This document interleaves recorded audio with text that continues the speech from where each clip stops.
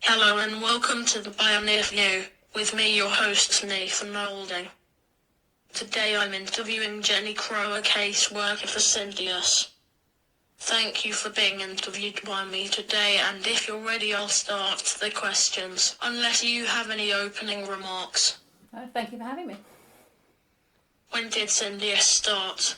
Okay, so in 2014 there was the Children's and Families Act, and from that it became a legal requirement that every county has to have a SENDIASS service.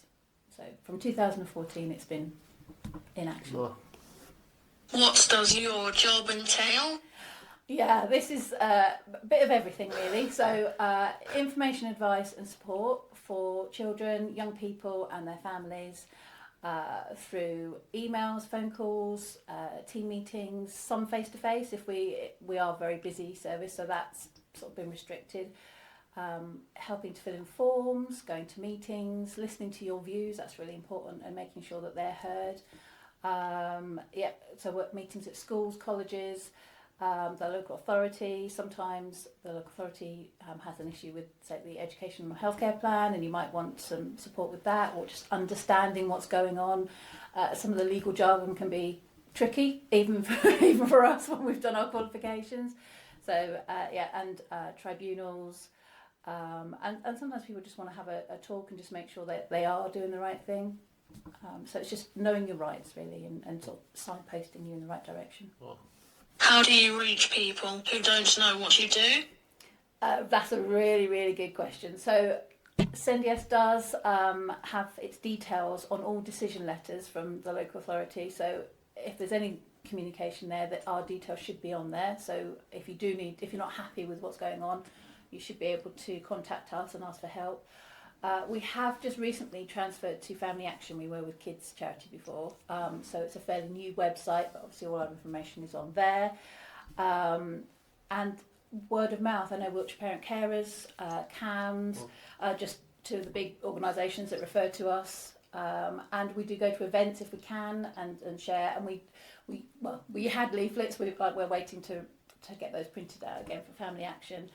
I'm getting some through this word of mouth. I know again we have families that sort of say, have told other friends and family about us, and to be fair, we don't need any more work. But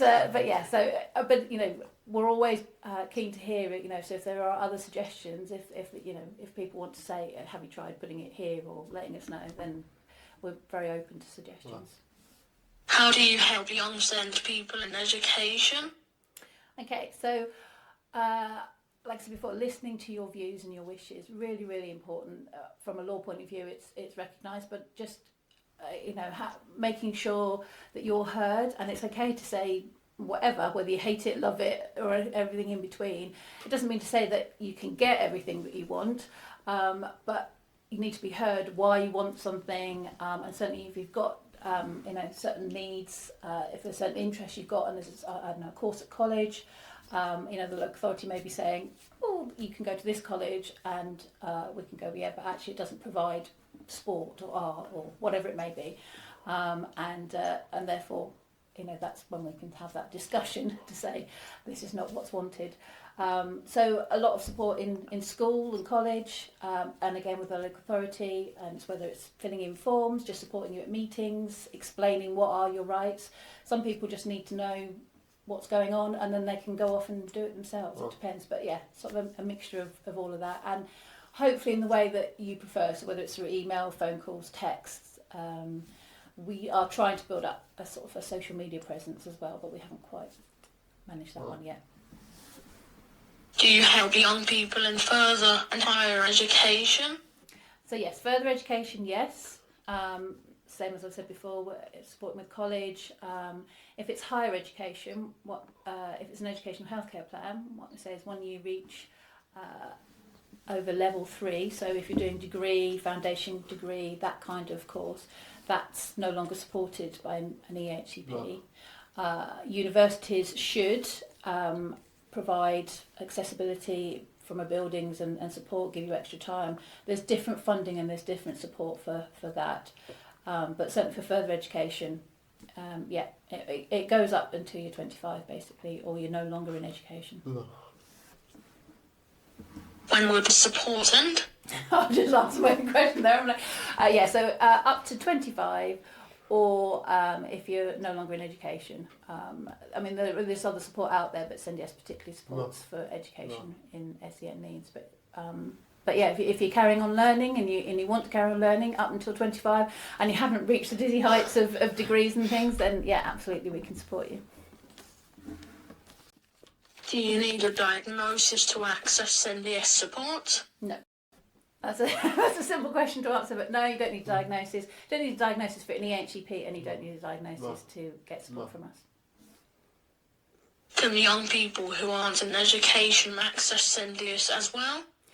Yes, it depends why they're not in education. So if they have got to that stage where they no longer want to be in education, and they're perhaps looking for work, we could signpost them to one of the other services.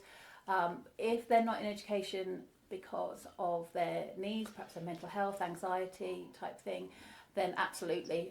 We're supporting a lot of young people and their families at the moment where they are struggling to get into school and college just because it's all...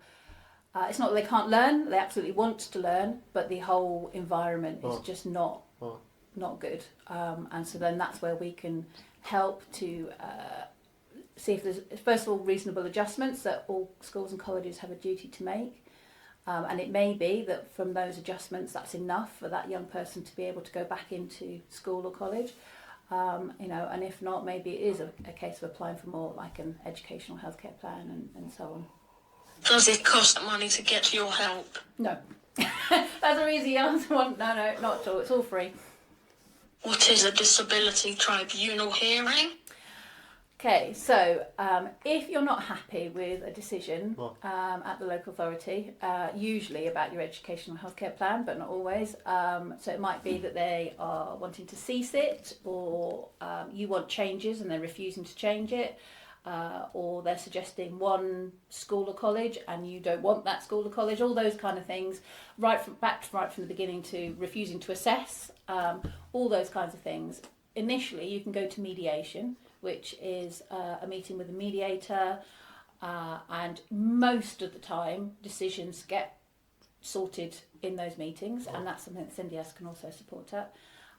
If the decision doesn't get decided, or you're still not happy with what's been agreed, then you can go to tribunal. That's a case of filling in a form, and it takes a long time, unfortunately. There's a huge demand, so court hearings aren't happening for at least a year from when you apply. Yeah, a long time. But the positive thing is all the initial dates and preparation for a tribunal still happens in the short term. So the first date you get when you've applied is the date on which the local authority has to say whether they're going to fight it or not. Yeah. Now, sometimes the local authority goes, you know what, I don't want to fight it, we don't want to go to tribunal, we'll agree to make those changes. If they say, yeah, we're going to fight it, then there's time to put evidence together and so on, and that's something SENDIASS can support with. What I would say about Wiltshire is they are very good at working with families and young people, and very, very rarely does it actually go to a hearing. Usually it's all been sorted before it gets that far. Not always, but most of the time. So that's positive. And you can also go to a disability discrimination tribunal, taking school if you're not happy with if they've discriminated. Again, usually that is dealt with at school level, but if the school is sort of not treating that person correctly, not making those reasonable adjustments, maybe having a blanket policy, behaviour policy, or a uniform policy, and refusing to make any adjustments, that's indirect discrimination, and so yeah, you can take the school to court for that as well.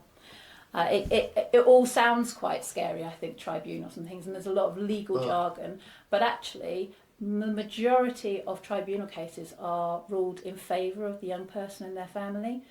And I think they are making changes to hold local authorities more to account at the beginning stages, because I think sometimes, not Wiltshire I have to say, but some counties I think sort of use the time delay as a way of sort of avoiding the issue, shall we say. But yeah, it sounds complicated, and I'm not saying it is simple, but that's something that SENDIASS can explain and support and do if it's ever needed. How do young people share their experiences of SENDIASS on the website? Again, really, really good question. So we do send out surveys, regular surveys, asking for our service to be evaluated. And we very much want to hear the young person and children's voices in that. As I said, we've just moved Family Action, so our website is sort of in development. There's not much in there, so we're very aware that we need to do more, and we need to find some way of developing that for let young people share their views. And again, you know, if you've got any feedback, you know, now or in the future, we'd love to hear suggestions of, you know, we always want to hear what we can improve.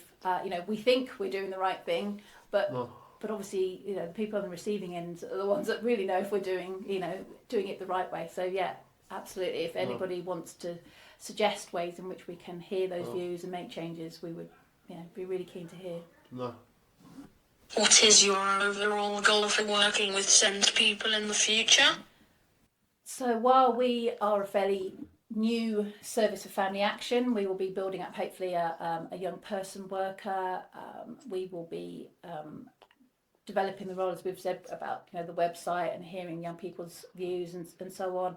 We are exceptionally busy. We do have a waiting list, which we've never had in the past, which has had an impact on how much we can do. It's much quicker if we can just do a phone call or an email, whereas if we have to physically be somewhere, that obviously takes more time, and so we've done less of that. But in the future, we would like to do more face-to-face, more drop-ins and training, because it's, you know, you can do a certain amount on a Teams meeting or on a phone call or with an email, but you can't, it's not quite the same as being face-to-face and having those conversations. So that's sort of, I think, where we would like to really develop it more. But like I say, it's about getting that waiting list down, because unfortunately people are having to wait way too long to speak to us at the moment, because we've just got such a demand, and we're quite a small service, but they are going to recruit some more people as well. So